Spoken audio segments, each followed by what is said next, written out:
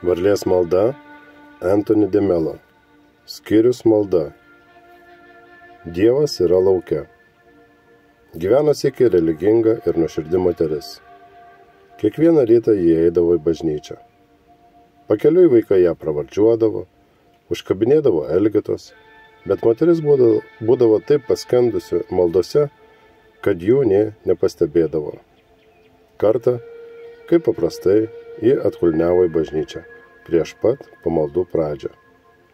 Stumtelėjo duris, bet jos buvo užrakintos. Dar syk stumtelėjo, jau smarkiau, bet duris neatsivėrė. Moteris nusiminė ir pagalvojo, kad pirmą kartą per daugelį metų nedalyvaus pamaldose.